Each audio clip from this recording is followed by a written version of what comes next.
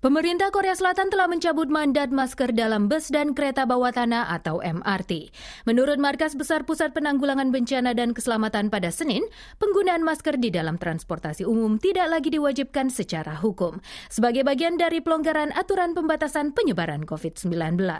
Pencabutan tersebut dilakukan setelah 2 tahun 5 bulan sejak pemerintah menerapkan kewajiban pengenaan masker di transportasi umum pada Oktober 2020 dan 2 bulan setelah mandat masker dalam ruangan dicabut. Namun demikian, otoritas kesehatan mengimbau untuk terus mengenakan masker di dalam kendaraan umum di jam-jam padat seperti waktu pergi dan pulang kantor. Mandat masker juga telah dicabut di apotek yang terletak di fasilitas skala besar seperti toko ritel atau stasiun kereta mulai Senin. Namun masyarakat masih diwajibkan mengenakan masker saat mengunjungi apotek, rumah sakit, dan fasilitas rentan penyebaran seperti panti jompo. Sementara itu, jumlah kasus baru COVID-19 yang terkonfirmasi pada Senin di Korea Selatan mencapai level terendah dalam sekitar 9 bulan terakhir, berada di kisaran 3.000 kasus, di tengah mulai berlakunya pencabutan mandat masker di transportasi umum tersebut.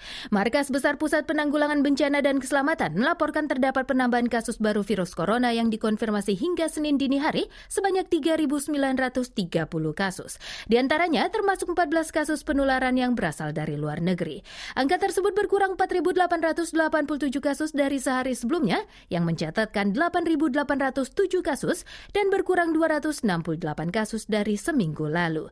Jumlah itu juga menandai angka harian terendah sejak tercatat 3.419 kasus pada 27 Juni tahun lalu, sebagaimana tren penurunan penularan virus corona terus berlanjut meski aturan penggunaan masker telah dilonggarkan secara bertahap.